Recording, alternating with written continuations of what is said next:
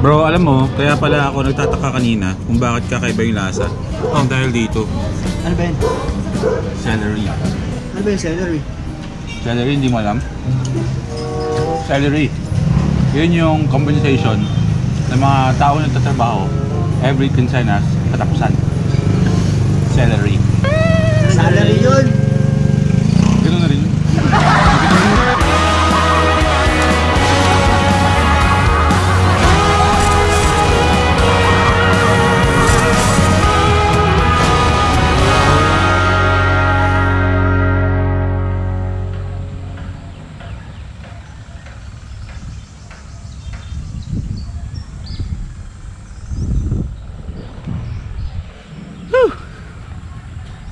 Good morning mga first timers. Anong first time ang meron sa inyo ngayon? Kung ako tatanong nyo anong first time ko, first time kong magkaroon ng sarili kong mountain bike. Makulimlim yung panahon mga first timers eh. Dito ako sa tambayan ko, sa bago kong tambayan. Lalangap-langap lang tayo ng sariwang hangin dito bago tayo pumasok sa shop. Today, hindi ko lang sure kung dadating si Lasadik tsaka si David 2X para mag motovlog adventures tayo. Pero sabi ko nga, first thing in the morning, magbabike ako and then magja-jogging. Pero sa jogging medyo malabo kasi tulad nga nung sabi ko sa Facebook page ko na post ko na masakit yung lower back ko dito dahil naipitan ako ng nerve. So wag kayong mag-alala, hindi siya slip disc, wala siyang kinalaman about sa buto. Tungkol lang siya sa nerve na naipitan lang ako at kailangan siya ng masahe lang naman or ventosa kung ano man. So okay naman ako, masakit lang siya pag kagising ko kaya natatakot ako mag-jogging sa ngayon. So ang pwede ko lang gawin is itong pagbabike. So ayun mga first timers, panibago na namang araw para sa atin. At titignan natin kung ano na naman kaya offer ng araw to sa atin. Actually wala naman akong pinaplano araw-araw kung ano yung mga dapat kong gawin kasi everyday vlogging lang naman. At saka first time moto yung inaatubag ko kasi nga syempre tinututukan natin yung negosyo natin. Pero later nga magmo-motovlog adventures tayo kasama natin si Lasdik at si David. Panibagong hobby natin. Actually hindi pala panibago. Bumalik lang ako sa pagbabike. Sa mga hindi pa nakakalam, hindi ako baguhang siklista. Matagal na panahon na naging siklista talaga ako. So kita nyo naman kagabi, hininga. Mahaba yung vlog na yung kagabi. Hininga lang ako talaga ng sobra kasi talagang ganun yun eh. Kapag natitigil ka sa pagbabike, hihingalin ka talaga. Anyways, okay lang.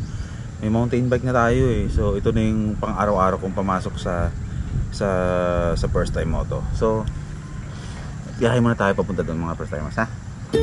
Buti nga itong bike na to pagising ko kaninang umaga hindi masakit yung tuhod ko, yung mga binti ko, buong katawan. Kasi syempre dito sa bike na to, syempre may cambio to. Yung fixed gear kasi na ginagamit ko, wala talagang preno, kaya talagang sobra talaga yung retention ng mga muscles mo. Matindi. Kaya pagising ko nun, talagang akala mo binugbog ako eh. Pero ito, okay lang naman. Pantay yung sakit sa buong katawan. Walang certain part na yung muscle ko dito sa kaliwa, sa binti. Hindi ganun. Ito parang feeling pagod mo lang pero walang masakit sa katawan. Kung mumotorin yung siguro mula sa bahay hanggang first time moto, kung ibabike ko, mga normal speed lang tulad ng ganito mga ano to 15 minutes nasa shop ka na or 10 minutes, di ko sure. Try natin next time.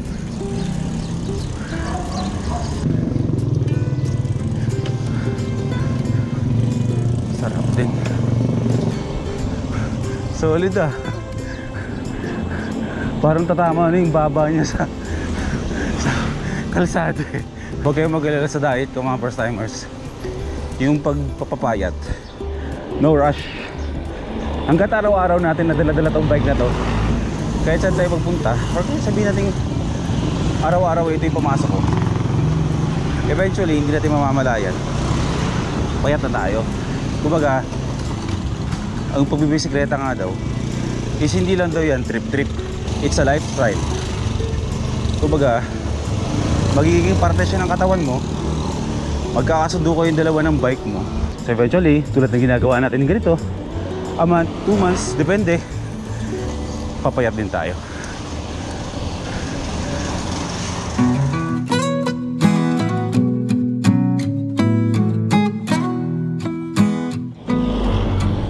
Lumalagatok. Kailangan kong dalhin kay Sir Bart itong bike na to. Kailangan kong ipatono to. Pag nag-shift gears ako, isang shift lang, ang daming lagatok akong naririnig.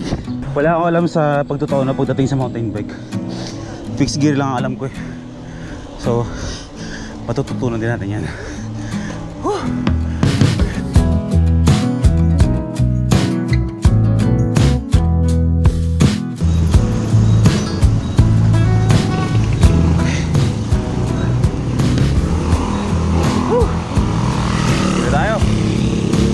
First time moto na. Good morning, first time moto. Ay, sarap.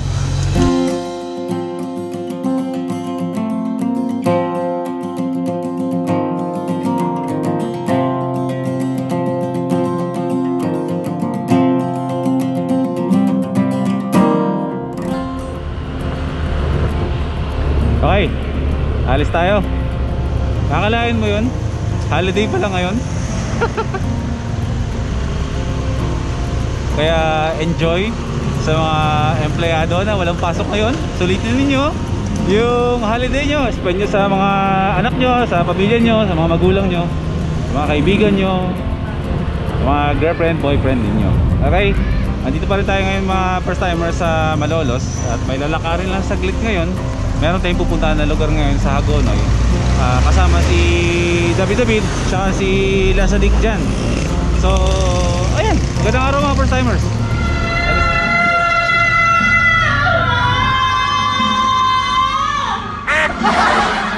Ang galing naman.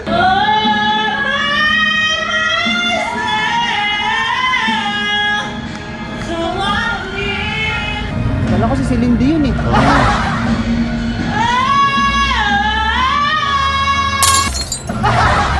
Hi ate, kamusta ulit? Papaluto lang po kami ng sumasali ba siya sa mga mga singing contest eh? Yan lang siya. Paano? Diyan lang siya? Hindi siya sumasali? Oo, wag na siya sumali. Ganyan lang talaga. Hindi tayo makapag-vlog ah. Te, magkano po te yung mo? 18 yung isang... Yung legendary lumpia mo? Jumbo turon yan. Jumbo. Magkano po isa? 18. 18, pabili po ako ng tatlo. Yan, para freshly cooked na May problema siguro yun. Sarap naman yan. Ate, may tubig ka?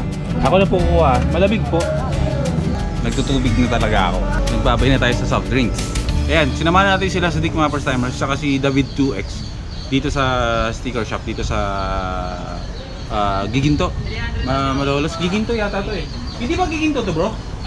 Giginto na raw, nakada sa totoo kasi. Ayan, oo, nasa Giginto nga. Ayan, kasama natin sila kasi nagpagawa ng sticker dito. Kasi nga bukas may pupuntahan tayo na opening ng isang helmet shop or moto shop kina Albel. Yun, Albel Moto Gears. Ayan, pupunta tayo doon, susuportahan natin sila sa opening bukas. Updated to, same day edit to. Bukas ay pupunta kami ng San Jose del Monte para sa opening ng Albel Moto Gears. Ngayon, bro, di ba may pumunta kanina sa shop, taga Bataan? Pwede na daw bumiyahe papuntang Bataan. At pwede pa Nueva Ecija. Silang dalawa, mga first timers, kasama na natin sa touring team natin yan.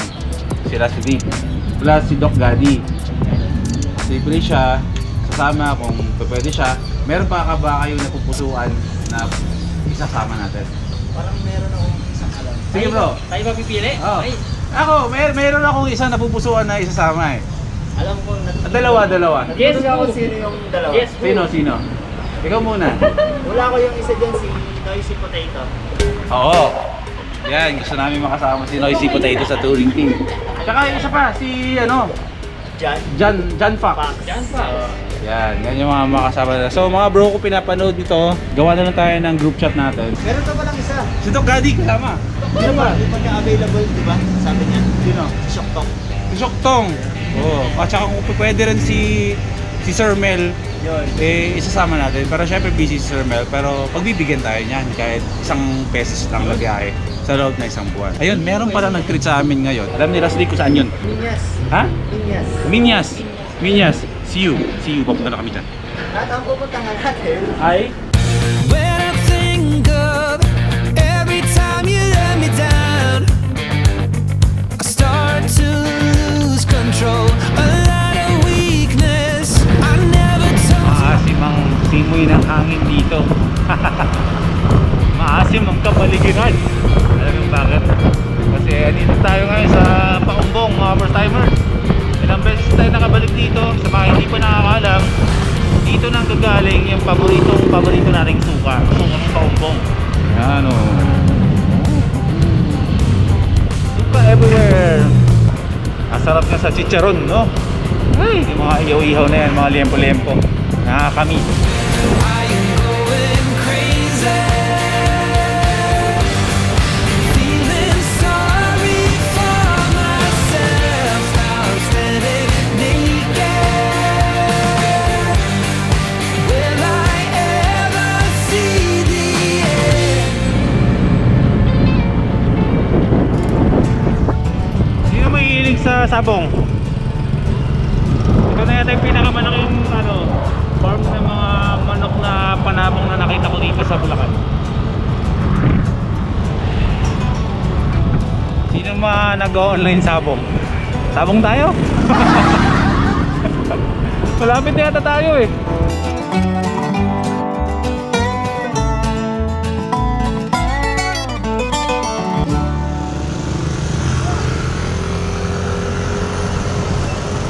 Alam niyo ba na ang pinakaunang bike ko is Japan surplus bike? Tulad yan itong mga nasa likuran ko. Ito ay yung mga bikes na nanggaling yan sa Japan or sa China or sa Taiwan na ini-import papunta dito sa Pilipinas. At syempre tunay-tunaladang mga container van.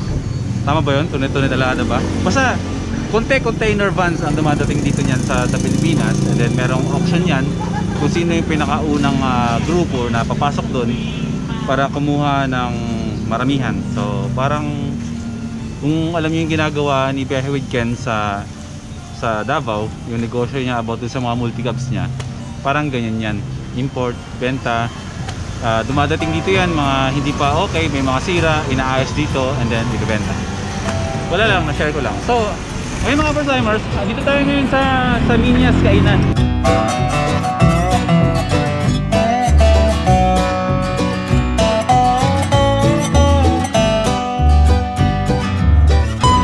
Ikaw na bro, kahit ano bro. Ano ba to? Try natin to. Gusto mo yung yung tanong natin yan sa kubo? Yung kubo Special. Surprise yan kasi hindi natin alam kung anong kubo Kasi special na seafood yun. siya.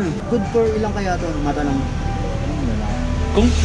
Kung last week, good for 1 yan sa akin lang. Eh ngayon nagda-diet ako. I mean, good for 5. good for 5. Ito kasing Minyas restaurant mga first timers. Minyas Kainan to be exact.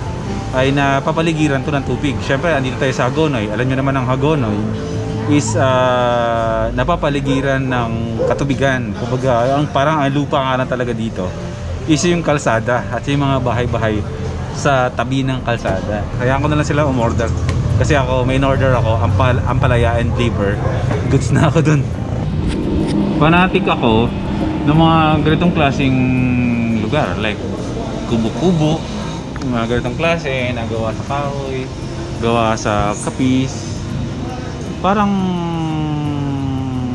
for example, parang ganito kahoy dito, yung escargot sa Laguna. So, yung ambience, gusto ko. Kasi syempre, Pinoy tayo, or siguro, nagpapaka-Pinoy tayo, or talagang sadyang likas sa atin na tayong mga nakatira dito sa... I mean, ako lang to ha. Mas na-appreciate ko yung mga ganitong klaseng lugar. Para safe yung sasabihin ko. Baka kasi kung masabi ko eh. Mas maganda yung ambience, maganda yung... Ayun nga, maganda yung feels. Maganda yung ambience, magaan. Doon, nasa probinsya ka na, feeling mo, probinsya talaga. Komportable. Kaya, ayun nga, di ba? Wow! Yan na po. Yun yung kubo. Kubo Opo. special. Ito. Ito yung special. Special Tapos kalamansi. ito po yung sisig special na lang. Okay. Mabili yan dito, Kunis. Kalamansi O special. sige, titikman natin yung mga yan, bro. Bro, itapsilog mo. Yung nga pala. Uy. Ang naiba kasi hindi ka nagsi-seafood, di ba? Baka ano eh. Baka pang-allergy. O ma-allergy. Para mawala yung hika niya, mga first timers, subscribe to David 2. Ayun! Lagi natin pinakakailangan ko talagang gamot eh. Ito, total naman bro, nakakasama ka na namin palagi. Bigyan mo ng reason, ang mga first timers, kung bakit kanila isusubscribe. Kasi hindi naman po pwedeng, kunwari, subscribe na. Dapat may reason para, di ba? Oh. Hindi ako naman kasi siyempre, bago tayo pumasok sa pag-YouTube, siyempre na-influensyahan din tayo. Kaya ako bilang na-influensyahan, gusto ko rin gawin yung mga ginagawa nila para maipakita rin sa inyo kung ano yung mga kaya kong gawin sa pag-vlog, gaya ng pag-travel, kagaya ni Chris BB, si Chris Testik naman sa pagdadagat. Na alam naman natin ano, na masarap panoorin, di ba? Kaya ako, sana maka-inspire din ako sa inyo sa maggawa ko ng mga video. Hindi mo kami pare-parehas ng content. Eh, sana, ano, sabay-sabay nyo kayong panoorin. Yan. We got your back, bro. We got your back. Ito ang akin. Hindi yun ah. Ito lang, ang palay liver. Okay, dahil mukhang kubo itong restaurant na to, siyempre, meron silang specialty na pagkain dito na sineserve na binabalik-balikan nyo talaga. I mean, nila. So, meron dito ang tinatawag na Kubo Special. Patingin ako bro. Kubo Special. Kubo Special. Kumbaga mix ng meat, seafood, pusit, hipon, beans, at carrots, at kung ano-ano pa. So, sizzling siya. Bahay, Kubo Special na tawag. Para sa mga healthy yan, ito yun. Ampalaya with liver. Tingnan mo masarap. Special yun, Kunis. So, special. Ba't walang ano, ice cream? Alam mo kung anong karne yan? Ano? Rabbit. Uy! Joke lang. Mga bawi yan. Joke lang. Akala ko hindi ko kakainin ito, rabbit to. Hindi ko nakatingin ng rabbit bro. Pero ito, pork ano. Pwede tayo dyan. Kunti lang. Sino ang mga mahilig sa ampalaya? Taas ang kamay.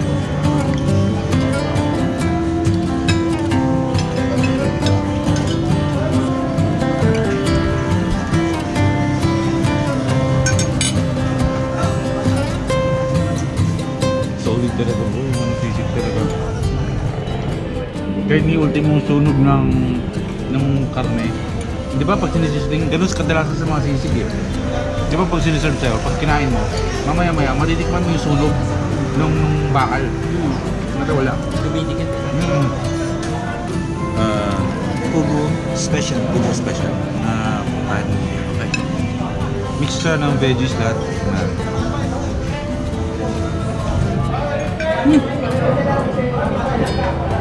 Sarap diba? Oo. Bakit din? Baka yun yung parang sinasabi ng cinnamon sauce. Bro, alam mo, kaya pala ako nagtataka kanina kung bakit kakaiba yung lasa. Dahil dito, Ano ba yun? celery. Ano ba yung celery? Celery, hindi mo alam? Celery. Yun yung compensation ng mga tao na nagtatrabaho every quincenas katapusan. Celery. Salary yun! Ganun na rin.